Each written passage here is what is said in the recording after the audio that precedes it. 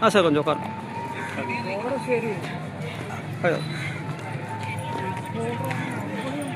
Sir உங்கள் பேர் சொல்லுங்கள். வணக்கம், என் பேர் சதீஷ். நான் இங்கே கொளத்தூரில் தான் இருக்கேன். எங்கள் ஒய்ஃபாங்க அவங்க பேர் அதுமேலே மங்கை இருக்காரு. ஓகே.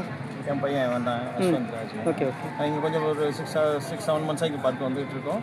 நிறையா ஃபெசிலிட்டிஸும் இங்கே இருக்குது. ஒரு மைண்ட் ரிலாக்ஸேஷன் பார்த்தீங்கன்னா இந்த இடத்துல பார்த்தீங்கன்னா இப்போ இது குளம் இருக்குது. குளத்துல மீன் அந்த மீன் கல்யாணம் பார்க்கும்போது நமக்கு ஒரு ரிலாக்ஸேஷனாக இருக்குது.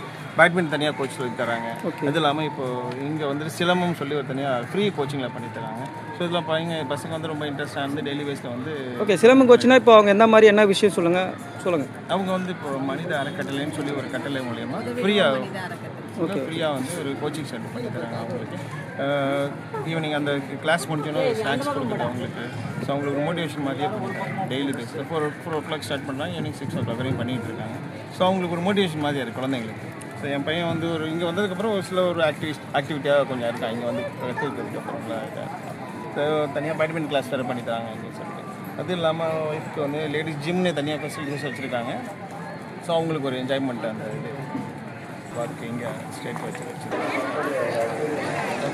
நம்ம அங்கேயே டிஸ்கஸ் பண்ண நம்ம பேசணும். இப்போ அந்த பார்க்கில் எவ்வளோ வந்து சொல்லி தராங்கன்னு சொல்லிட்டு நீங்களே பாருங்கள் எவ்வளோ பேர் வந்து கிளாஸ் எடுத்துகிட்டு இருக்காங்கன்னு சொல்லுங்க. இதை பார்த்தாலே உங்களுக்கு தெரியும் நீங்கள் வந்து எவ்வளோ ஒரு இம்பார்ட்டன்ட் கொடுத்து குழந்தைங்களுக்கு கிளாஸ் எடுத்துகிட்டு இருக்காங்க. அவங்க எவ்வளோ தூரம் சொல்கிறாங்களோ அதுக்கு ஏற்ற மாதிரி இந்த குழந்தைங்க வந்து ஆர்வமாக டெய்லி பேஸில் ஒவ்வொருத்தரும் ஜாயின் பண்ணிகிட்டே இருக்காங்க. உங்களை பார்த்தாலே தெரியும். ஓகே.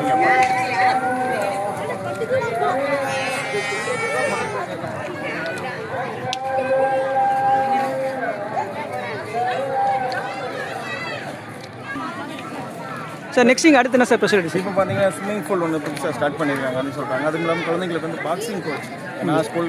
நான் என் ஏஜில் இருக்கும்போது அந்த மாதிரி எதுவும் கோச்செலாம் எதுவுமே ஸ்பெஷலாக கிடையாது. இப்போ இருக்க ஜென்ரேஷனுக்கு இந்த மாதிரி நிறையா கொடுக்குறது அவங்களுக்கு வந்து ஒரு ஊக்குவிக்கிற மாதிரி.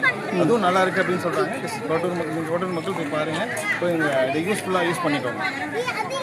ஓகே. தேங்க்யூ, ரொம்ப நன்றி சார். தேங்க்யூ.